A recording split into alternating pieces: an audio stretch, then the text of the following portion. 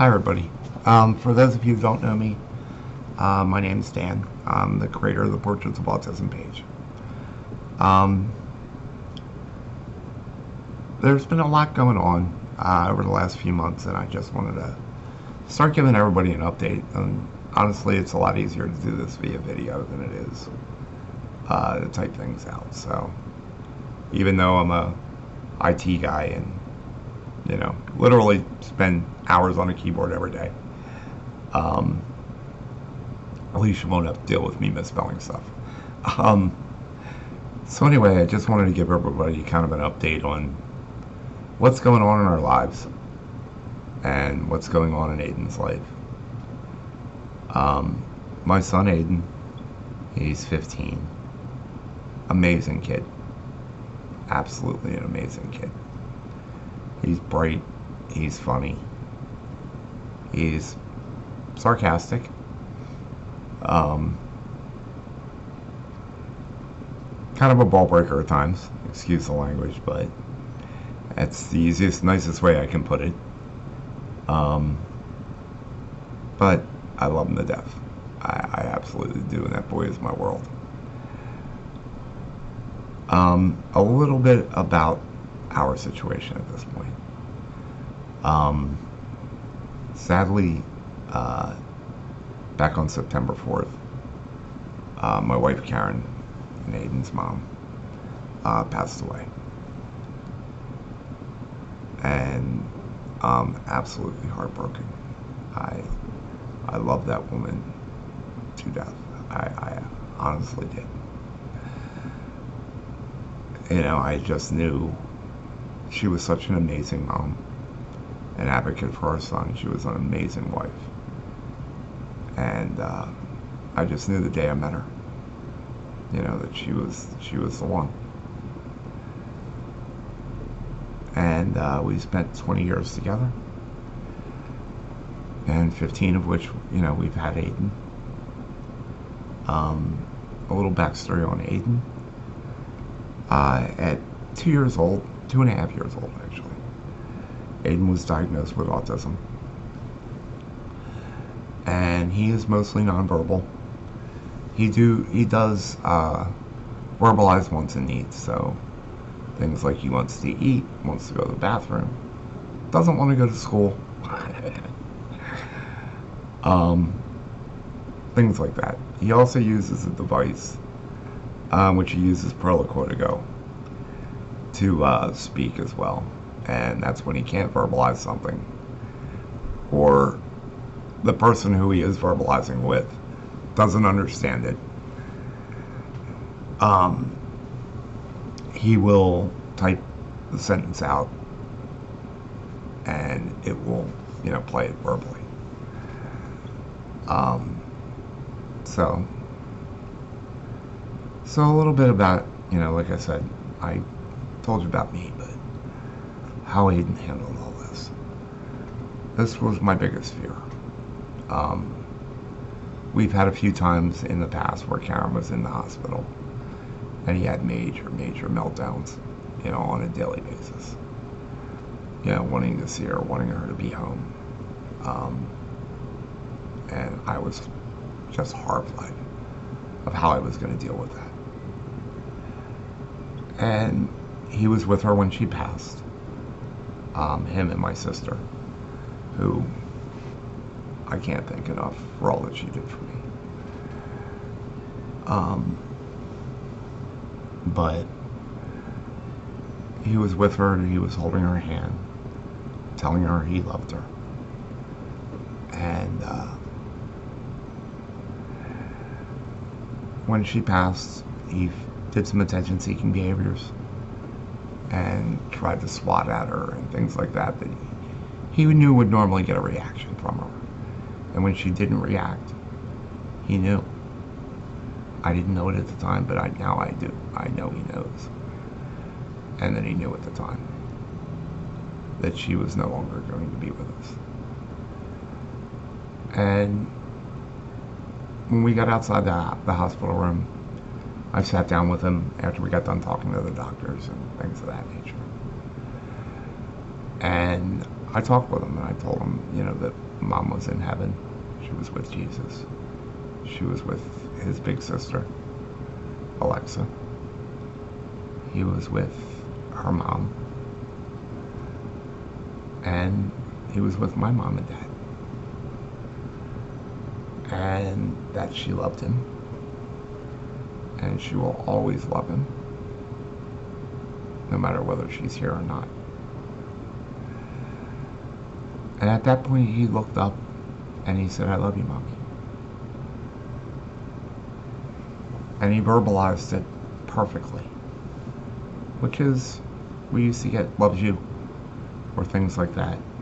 But he said, "I love you, Mommy." And I just broke down in tears. Now, since then, he has been an absolute angel. He's asked for her maybe 3 or 4 times.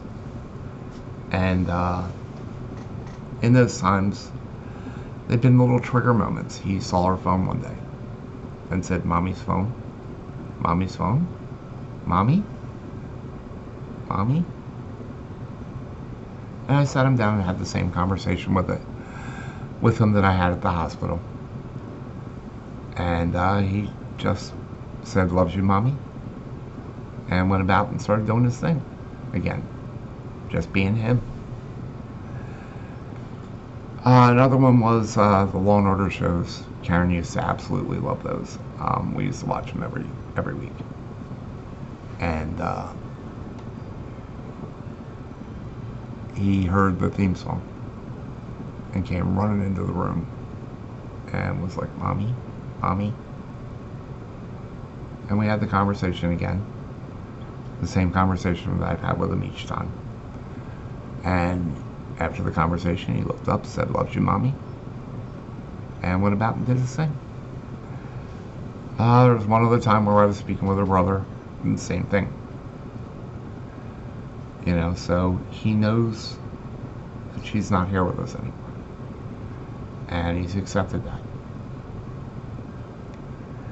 Now, I'm sure he misses her, obviously.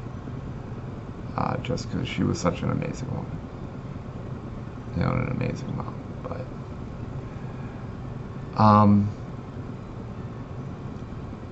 so, since then, we've made some changes, and,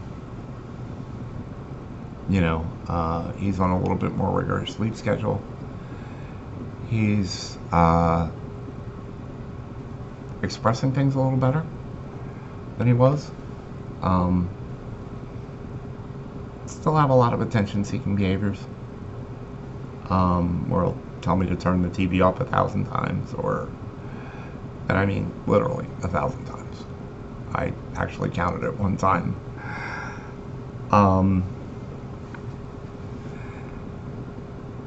But honestly, he's just an amazing kid. So like I said, we got him on a little bit more rigorous sleep schedule. His feeding is a little bit different. We're using a little bit more of the vegetables than we were in the past. Cut back on the yogurt a little bit. Karen and I had started cutting back on his milk a little bit. That he loves to drink milk. We cut back on that a little bit, so we're doing a little bit more water now. And overall, he's doing really well. So that's a little update about him and just about our situation at this point. So I am going to give you a little bit of a funny story. This just gives you Aiden's mentality and his sarcasm and his, whatever. But on Thursday, he was convinced Thursday night that it was Friday, and he didn't have school the next day, and I had to correct him and say, "No, Aiden, it's Thursday. Tomorrow you have school, then you're off." And he said, "Well, tomorrow, bed," meaning Saturday. And to him, what that means is that he is not doing anything for the entire day. that it's just a relax and unwind day. He's not doing any homework. He's not reading. He's not going out on any shopping trips or anything like that, or doing any chores. He's not doing nothing. And we give him that day. You know, I always give him that day. So, in school, he told his teacher, tomorrow bed. And she was a little confused as to what he meant by that. And he even typed it out on his iPad for his communication device. And I sent her an email back and explained it to her, and she thought it was hilarious. And it was very, very well communicated. You know. So that's why I give him that day. And anytime he communicates something with me really well, or he's really trying, he gets it. You know? That I want him to understand that if he verbalizes something with me, he's going to get what he wants. So, anyway, this morning, he got up, went to the bathroom, which is normal routine, about 7 o'clock, which is a little later than normal, but, you know, it's bed day. And usually when he does that, I go downstairs and I make up some fruits, make up some cups of milk, make sure there's a few bottles of water in the fridge, you know, just to make sure he has his stuff for the day. And that if he wants to eat, he can eat. If he wants something to drink, it's right there for him. And at that point, he told me, Daddy, bye-bye. Go upstairs. He turned the lights blue in the living room. We have smart lights throughout the entire house now. He turned the lights on in the living room, blue, and told me it was time for me to leave.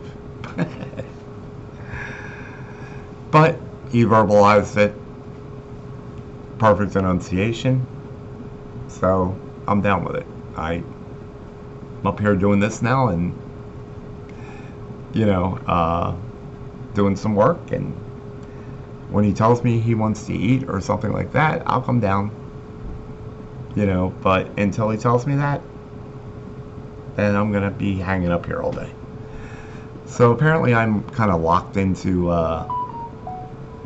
you know, I guess I call it the Tower of London. So, anyway, that's kind of all I wanted to talk about today. I'm going to start posting some stuff at least once a week. And as the spring starts to hit and the weather gets a little nicer, you're going to see a lot more of the photography start coming up too with him. He's going to be my little model. So that if you or I'm sorry, I would like to start doing a little bit more of what the page was originally supposed to be about. So what the page was supposed to be about was telling your story. You know, whether you're autistic, whether you have a different disability or ability. I'm not going to call it a disability. I want to know your story. Families out there, you know, let's tell our stories. Just because somebody else learning about your story may help a child get diagnosed sooner, may help a child get the treatment that he needs or she needs, may help them in some way. So the more that we can spread awareness and acceptance and love, the more, you know, we're doing something good for the world. So, like I said, the page is going to be up. We're going to start doing a little bit more of the storytelling. I'm going to be doing a weekly video. And, yeah, that's about it. So, It was really nice talking to you today, and I hope you all have a great weekend. Thanks a lot. Bye.